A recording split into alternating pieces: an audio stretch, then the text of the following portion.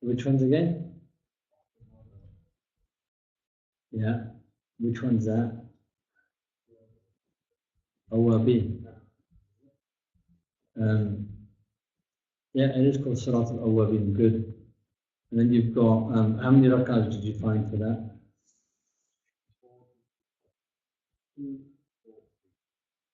2, 4, or 6. Okay. Here we go. Good. And we mentioned, do you remember? That's not going to work, is it? It's too big. Bismillah. Just one last try, inshallah. No wonder. Bismillah. Is that too? No. It's a lovely book. Somebody paid 40 quid for it. Would you pay £40 for a book? Okay, would you pay 40 quid for a book? Sorry? Would you pay £40 for a book? I've got some good tips in it. Can you read this? This is a book. Can you see from there? Yeah? Okay. So, night vision on the eves of the 2 Eids. And we spoke about Taraweeh prayer. A lot of you people in I'tikaf have very short nights, which discussed earlier on. You're going from Maghrib up until end of Taraweeh. Those who are closing their fast much earlier are not left with much. Is that clear? Who's closing their fast early time?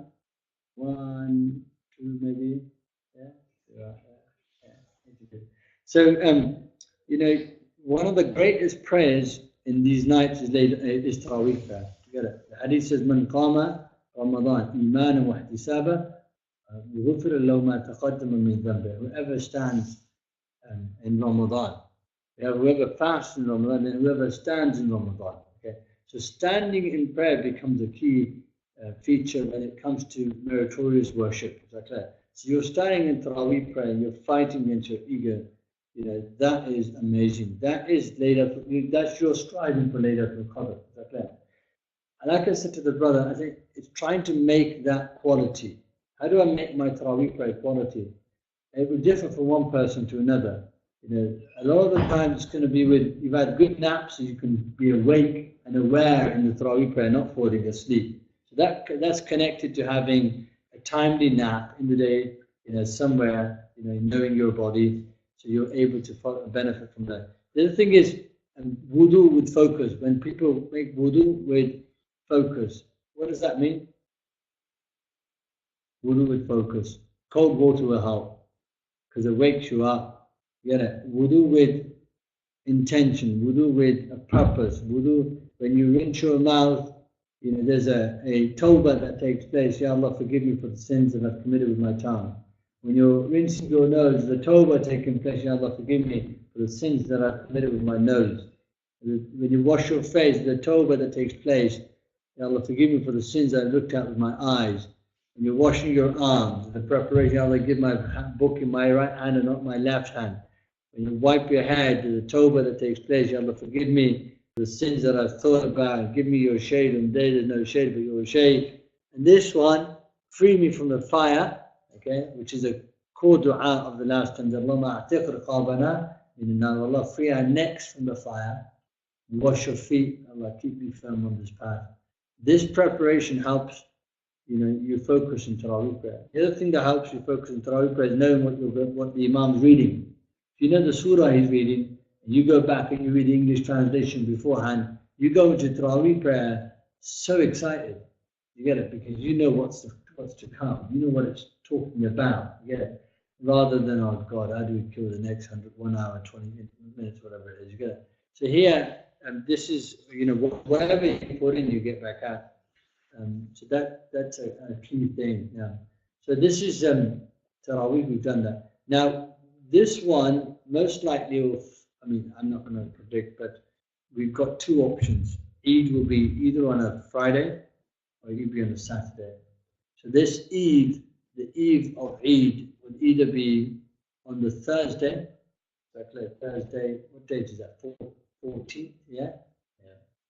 And then, or it could be the Friday, the 15th. That's right. Okay. So you got any of these, whichever one it happens to be. Now, a lot of people are heedless of this. great night. You get it? And so what does it say? It is recommended that one perform the night vigil. Night vigil means qiyamul layl or ihya. You give life to it. How do you give life to it? By doing worship, by being awake, by you might worship again comes in different forms. You might be feeding the homeless. You might be helping somebody move homes. You might be helping put someone's wardrobe together. You get it? Your intention is really key here. Is that clear? But you're doing something for the sake of God. Okay. Maybe go, Salat al-Tasbih, Salat al-Awwabin after Maghrib. Okay? Those sitting in i'tikaf, normally i'tikaf people leave after Isha. Even if the i'tikaf ends at Maghrib, but they leave after Isha. Why? Because in that way, they've done an element of this. They've got ihya of the night of Eid. By staying from Maghrib to Isha, tell your families to come out after Isha. You've actually done an hour and a half, okay? It could be a quarter of the night, that, right? Or if not, a third of the night, in ihya of this, as the hadith is going to come. So here, this is based on the hadith narrated by Ibn Majah. Whoever rises for worship on the eves of the two Eids in order to store good works with Allah, his heart will not die on the day the hearts die.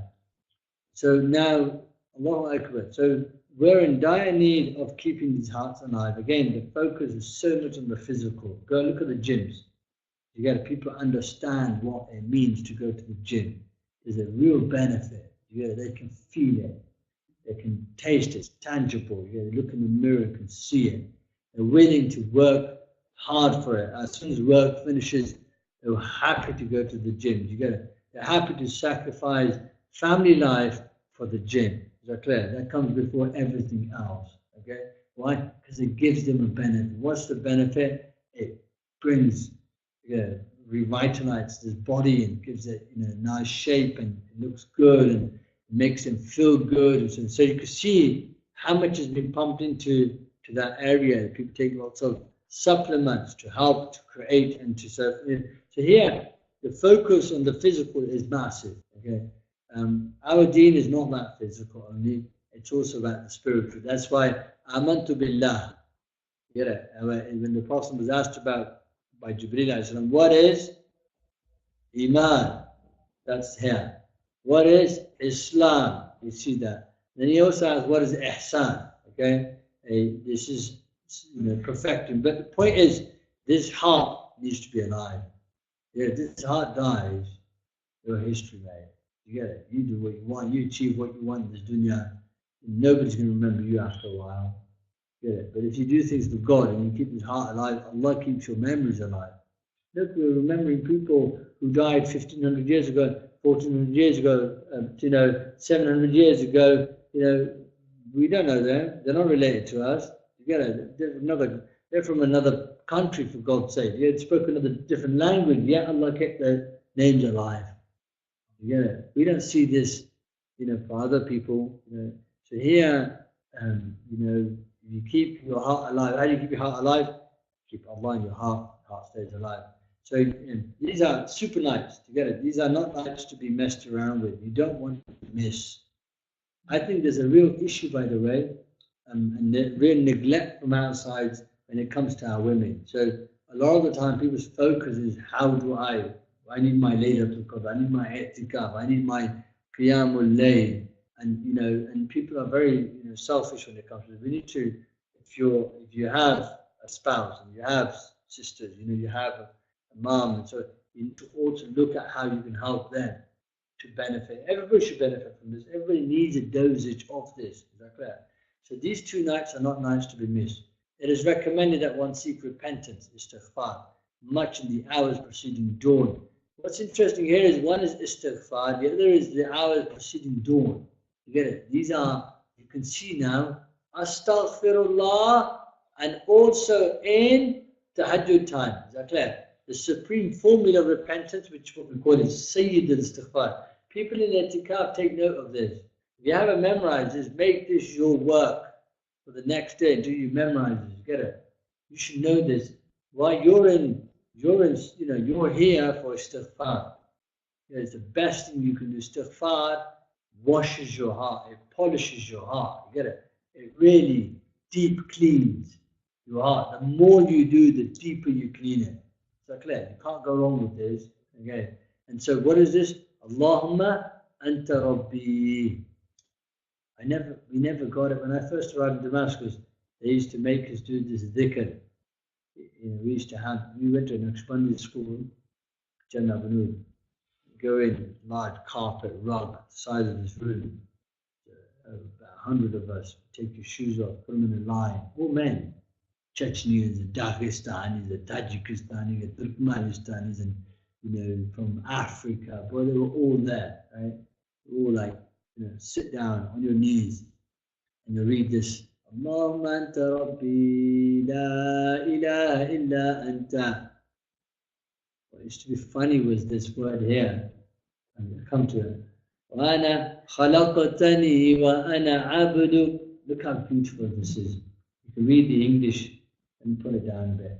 Allahu Akbar. Look how powerful this is. Look how personal this is, right? Allahumma anta Rabbi. Oh Allah, you're my Lord. Anta Rabbi. La ilaha illa anta. There is no God other than you. خَلَقْتَنِي وَأَنَا عَبْدُكَ. You created me and I'm your slave. Okay? وَأَنَا عَلَىٰ عَهْدِكَ وَوَعْدِكَ مَا اسْتَطَعْتُ. Okay? I am bound to you, okay, to your covenant. Okay? I'm bound to fulfill this promise as much as I can, Ya Allah. You get like that's what you're doing here, Tikab. You say astaghfirullah. You're reviving that covenant. You're remembering that covenant that I'm a slave and you're the Lord. Okay, and you're deserving of this, and I owe you this. Okay. أعوذ بك من شر ما صنعت أبوء لك بنعمتك علي وأبوء بذنبي فاغفر لي فإنه لا يغفر الذنوب إلا أنت. They used to make us read this 3 times.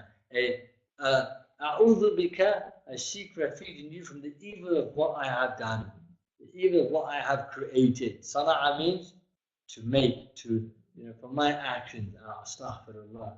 Look how beautiful it is. Abu'u laka bi ni'matika alayya. I submit, I confess, okay, to the favors that you have showered upon me. You get it? Alhamdulillah for that. Okay. وَأَبُوءُ بِذَنْبِي. And I confess to you for my sins. Yeah, astaghfirullah Allah. Yeah, my shortcomings. فَاغْفِرْ لِي فَإِنَّهُ لَا يَغْفِرُ الذُّنُوبَ إِلَّا أَنْتَ. So forgive me, for none forgives but you, Ya Allah. Isn't that beautiful? Shall we read again? Allahumma anta Rabbi, la ilaha illa anta, khalaqtani wa ana abduk. وأنا على عهدك ووعدك ما استطعت أعوذ بك من شر ما صنعت أبوء لك بنعمتك علي وأبوء لك بذنبي فاغفر لي فإنه لا يغفر الذنوب إلا أنت يا Allah. So here, when you understand it, how beautiful is it? Yeah, that's why memorize it. Learn the meaning. Take a photo of this. You get it? Get it in your system. You get it? This is amazing tawbah. You get it? Amazing way. And this is taken from the Prophet. It's called Sayyid al-Istighfar. Called the master of all. When it's given that name, what does that mean? And we're looking for astaghfirullah. We're looking for istighfar. That means probably the best way to go about it. You get it? What's the best way to Birmingham? The M40, bro. Get it? Straight road. Trust me, it's the best route, mate. Not when there's an accident between here and Stoke and Church. You gotta say, best way? Road. West Wickham Road, mate. Because you will dodge all the traffic. Yeah. You're fine. This is the Prophet telling us, best way to God? Say you do istighfar. You tell me now, if this is a pearl in our Sharia, why don't we know it? Why haven't we remembered? We know loads of songs. You drop a word, you drop me a song. You get it? You can drop me, mashallah, some lyrics from here and from there, some Rastafarian, some other, whatever, some Indian. You've got it all in your system. But if I ask you, bro, give me Sayyid al-Istighfar. You what? Yeah. Qasma, I know it. Yeah, no, I did memorize it once. Yeah. Allahumma inna nasta'inuka wa nasta'in. A lot of people don't even know Dua Kunut. No, that's hard, bro. I just got astaghfirullah, astaghfirullah, astaghfirullah. Sharp, sweet, to the point. You get it, move on. I heard it once, you can read any dua. You think, how? Why don't you know these things? Allah, you know everything. You know the best lineup for your football team. You know the bench. You know all those jokers who've left and and moved to another club. You get you, Haji. You don't know. You don't know the Prophet's family. You don't know. The Sunnah. How sad is that? You know all the cryptic currencies out there. You know the rates going. You know how they're moving up and moving down, and who's where, and who's what's coming next. You don't have a clue about Islam. What month are we? Ramadan. What's next? Hajj. And you always think, well, where are you? Why don't you know? Who's going to learn that? Who's going to teach you that? Who's going to do that work? People, wallahi, selfish people out there. They're all about themselves. I'm hearing stories of people, in Ramadan, drinking, smoking. You selfish person, you ugly soul. Here, no care for anybody else. Heartbreaking, man. And you think how selfish is this soul? No care for his wife, no care for his children, no care for his family, for his mother, for his father, no care for the community, no care before all that of Allah. It's Ramadan. You fool. Fool, there's another word you can use, right? Thinking you're going to hide, go to a pub here and there, thinking nobody's going to catch you. What a fool. How stupid can you get? How low can you get? Then you claim you love Allah, you claim you love your parents. You don't love your parents. They can't sleep at night because of you and your shower and your ego. You think you love your baby, you don't love your baby. How can you love your baby with the harm that you bring to them? Allah, it's sad. No care for them. See how many people see smoking away. Maybe they're all ill, perhaps. Come on, baby, young man. Children in schools are fasting. A 10-year-old girl, she's fasted 16, 17, she's probably on her 22nd now. They're young men, selfish people. They're going to God, they're traveling. These are people who've lost loved ones and friends. They've seen them die. They go and they cry at their graves, yet because of a glass of whatever, they lose their faith. When somebody drinks alcohol, what happens? The iman leaves their body. It just lifts out of them. You can't have the two. What you want? You're willing to lose your faith, your iman, your kalima for a glass of beer. How cheap have you become? You see, I hope they're listening. What's the chances of that? Never know. Mosque radios might work. So here, this is amazing. People get on this. Get this out. To the utmost of my ability, I seek refuge in you from the evil of my own doings. How beautiful is that? Again, Abu'u laka bi ni'matika, Abu'u laka bi dhanbi. That's deep, man. Sitting there, reading it again and again till it hits that heart. So I freely acknowledge your favor upon me, and I freely confess to my sins. So forgive me, for none can forgive sins other than you. Allahu Akbar. Allahu Akbar. So this is, regarding the virtues of the supreme formula of repentance. Al-Bukhari narrates that the Prophet ﷺ said, whoever recites it during the day with full certitude and then dies during the day before nightfall will be of the people of paradise, and whoever recites it during the night with full certitude and then dies that night before the morn will be of the people of paradise. Allahu Akbar. So you've got these du'as. Again, this is the du'as of Fajr and du'as of Maghrib. You think, why are there so many du'as of Fajr? The batteries are on it, bro. Fajr and Maghrib, because they're covering their backs. They're putting the right things in place, because if you die and you read this, Allahu Akbar. as a reward, Allah subhanahu wa ta'ala into Jannah. Is that powerful or not? Again, this is why these du'as need to be read, inshallah ta'ala. So this is, of course, you can Google it now, put in Seeker's Hub, put Sayyid al-Istighfar. Is that clear? And, I bet if I put my phone and ask Siri, she'll guide you to it. Yeah, she's even better now than before. Really accurate, mashallah. You realise this, the whole system is really, really good. Alhamdulillah. We had a homeschooling session today, and they're like, last week for a laugh, I said, who are you? It's a really intelligent answer. Are you fasting? I'm not. Like really, we asked her for some jokes today. Can you give us some jokes for children? It's quite interesting. What is getting to now? Now, look, but you're in here for itikaf. You don't know about that. The Eid al-Fitr prayer. It is recommended that a person eat before going out to the place of Eid prayer, Musalla. In the time of the Prophet, to this day, it's still sunnah. Okay? So when you pray Eid, you pray where? In the outside. A really sad story. And you might say, I'm to blame because I'm part of the Imam team. Maybe, that smells nice. Allah. Yeah. What does it smell like? Asim saying, I can smell my little daughter. I'm sending food from downstairs. What was I going to say to you? Maybe forget. Huh? What's the sad thing that I'm going to mention?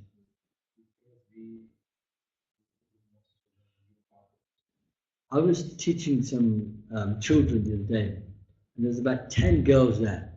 And I said to them, have you ever prayed Eid? Out of the 10, how many do you reckon said yes? One. One of them. I mean, come on. One of the best times that we have in the year is where? In the Eid.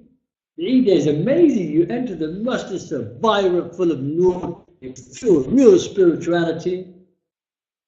And you think, why haven't our daughters and mothers tasted the Eid? Where the Prophet opened up for everybody. You see? So either they come in the masajid, you get it, or they line up outside somewhere, where San Sober is, that side, then they should have a space. People should be able to pray Eid. Or we as a community should move out and find an open space like the other lot do. It's really important. And whoever does it first, Allah bless them, because they will give these young women who really need an iman boost. You can't call it this sort of brother. You come into the mosque, you get it, pray, hear much. It's really good buzz. See, and they need it. They're human. They're our sisters. They're our brothers. They're our daughters. They're our nieces. They're our mothers. And so we, as a community, need to work on that. So the Prophet used to take out the Muslim. The whole of Medina would go out to the Musalla, which is where Masjid al-Ghamama is, and they would all pray Eid together. This is an incredible moment. Why is it an incredible moment? Not because of new clothes and food and I see my mates and Eid and nah. This is an incredible moment because they celebrate the ending of Ramadan and inshallah the acceptance of our worship. That's what it marks. That's why we mark it with a prayer and mark it with a dua. Where the whole community comes together. Men, women, children, everybody together. Allahu Akbar. And so here this is, they would go to the Musalla. The Musalla in Medina was used for other things too. Like what? Musalla. Where do you get Musalla?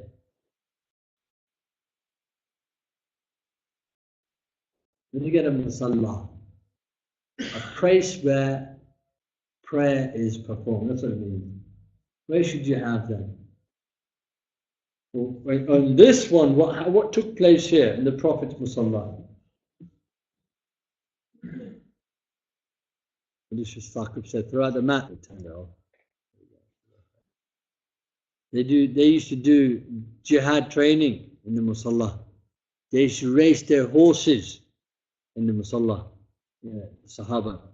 They would go from Al-Musalla and they would race all the way to Masjid al-Sabq. Okay, going like this. Good mile or so, a lot of the janazah prayers that the Prophet performed were performed in the Musalla. So they would go away from the masjid. Okay? And then you've got, so you've got the jihad training, the horse training, the race, archery, they would do there. Okay, the funeral prayer would take place there. And the Prophet prayed over Najashi, the famous man, Allah bless him.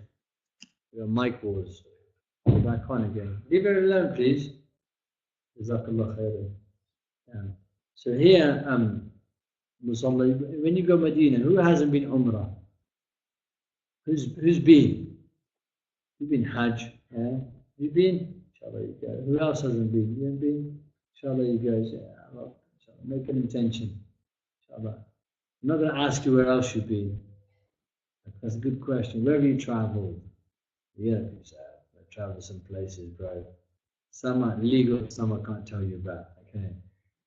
I said this to a brother in Slough. I said, listen, you've been Umrah. No. I said in a class, I said, if I could go Umrah for a day, and those who have been Umrah would be able to tell me, would you go for a day if you could? 24 hours, what do you think? Is it worth it? A lot of people say, no, man, it's not worth it, 24 hours, I'm going to do that. Get it. Would you go Pakistan for 24 hours? No. You go to Pakistan. Would you go Dubai for 24 hours? Are you sure with those water parks? Are you sure? So what's there? Huh? Is it? Anyhow, I said it to them. I said, wallahi, it's worth going. Because most people say, I can't go, I ain't got enough holidays. Well, you've got 1 or 2 days. I said, go. He said, what, I'm going to pay £500, £600, £700 for 2 days. Are you mad? I'm not mad, it's worth it. For you to see the Kaaba, for you to make the Umrah around the Kaaba, go see Rasulullah. And yeah, we were sitting in Medina Munawwara, we were in the hotel there, and having breakfast. Suddenly, his brother turns up, Stagger. You know Stagger? The boiler man. Here you are, I'm not making up, Stagger. And his brother turned up. So Stagger, what are you doing there? He goes, oh, we came yesterday, went to Makkah, made Umrah, today we're in Medina, we're flying out in a bit. I thought, La ilaha illallah. Which mad person told you to do that? So you mentioned in the lesson, so let's try it. Allah will reward you. Get it? You know, imagine that. And see the Kaaba. Is it worth it or not? Alhamdulillah. I say to people, man, look, you spend all this money on this and that. Get it? Go and do something that's going to give life to your heart. Yeah, go do something that will qualify you for the intercession of the Prophet Sallallahu Alaihi Wasallam. You see? So inshallah ta'ala, I hope those who have been go, inshallah ta'ala. So this is the Eid prayer. What do we have? It is recommended that one bathe, wear a scent, and dress in one's best clothes. When going to the place of prayer, one does not chant the takbir aloud on the road. According to Abu Hanifa, according to Abu Yusuf Muhammad, one is to chant them aloud. One is not to perform a supererogatory nafil prayer until the Eid prayer itself is performed. There's no nawafil, okay, in the house or in the masjid on the morning of Eid al-Fitr. Okay, no, okay, you don't do that. You come, you pray Eid, okay, and after that you may. The Eid prayer may be performed beginning from when the sun has risen to the sky. So we don't have that practice. We tend to pray when? We have like 9 o'clock or 8 o'clock or 10 o'clock. In the Middle East, and the sunnah is that as soon as the sun rises 20 minutes later, you establish the Eid prayer. Okay, so people go for Fajr, stay, takbeers are said, okay, as soon as the sun has risen, they all get up. It's amazing. You have like hundreds of masjids in Damascus. They're all at the same time reading takbeers. It's incredible. I can feel it as I'm walking to Shaykh Buddha's mosque. I remember, subhanAllah, it's just like everywhere. Allahu Akbar, Allah. Every single minaret in Damascus. Amazing stuff. Really is something special. They also do the praises of Rasulullah before Fajr. The adhan, before the adhan goes, they spend 10 minutes or so, or 5 minutes or so, singing salawat, okay? Especially on a Friday morning, we do it longer, okay? Before the adhan. Then the adhan is called, okay? SubhanAllah. They also have in Ramadan, they have drummers who beat the drum, and they go around waking people up for Sahri. Yeah, that's their role. They sing praises of Rasulullah as they do that, and they're whacking their drum in every single, alley, and street and so forth. That's their job. Every suhoor they're there, subhanAllah. Beautiful, beautiful things. So there's a difference amongst the Imam and the companions. The Eid prayer may be performed beginning from when the sun has risen into the sky until the sun's zenith is arrived. That means the latest about half an hour or 40 minutes before Dhuhr. So you could have Eid prayer at 12 o'clock, midday. What do you think about that?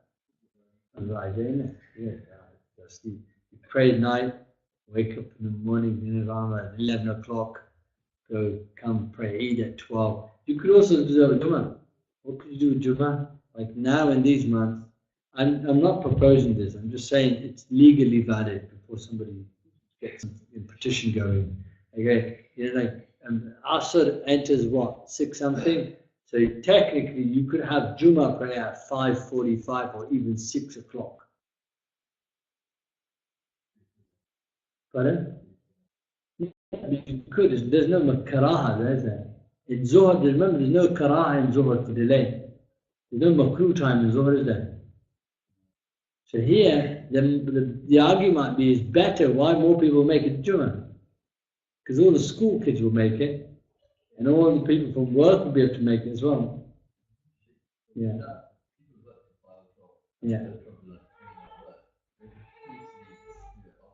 No, you can't pray Jummah alone. Yeah, I'm just saying, yeah, you could. So just technically speaking, there's no makruh time, is there, in Zuhr?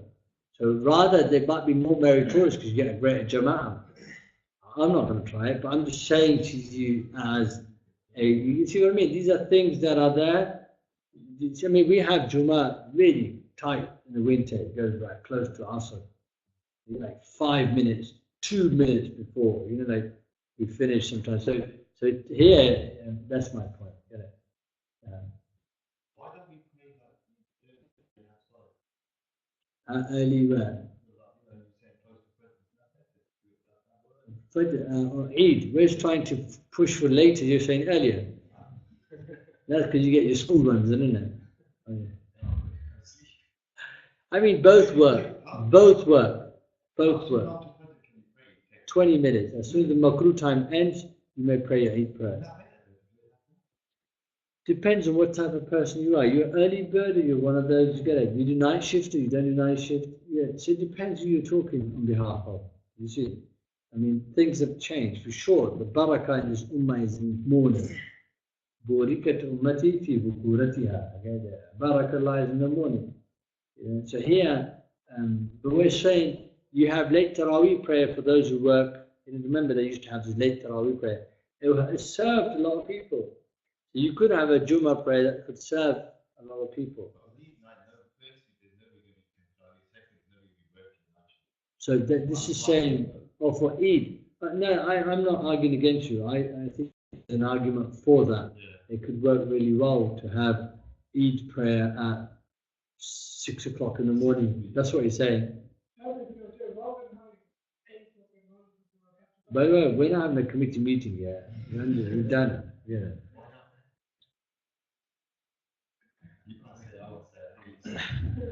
So there's for and against. It could work brilliantly. So well for a lot of people. They eat prayer 6 o'clock in the morning, no traffic. That's going on there.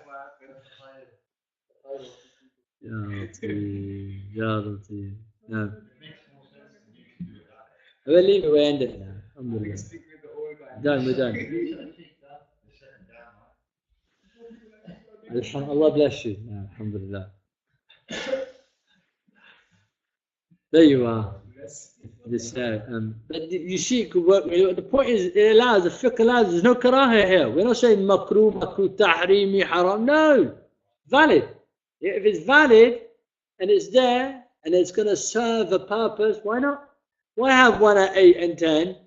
When most people are going to school and the school run and traffic and God, You see, so you could move it earlier, and mashallah, have it nice and easy.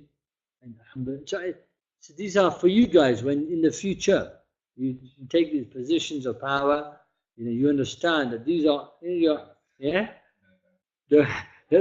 understand, inshallah, how these things work. Pardon?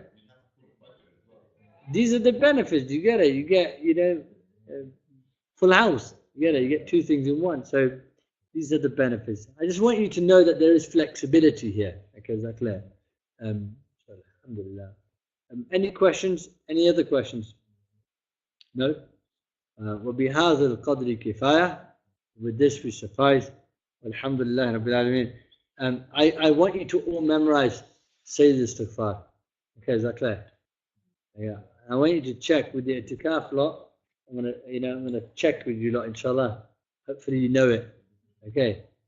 If you want to take a picture of it now, take it. Okay. It is on Google. Yeah, you'll find it. But I don't trust Google, Shaykh. I don't trust you. Shall I give you? Shall I make it? Is that large enough? Then I give you a translation as well. That's all right. Alhamdulillah, that's fine, Shaykh. Yeah, perfect. Which one's that?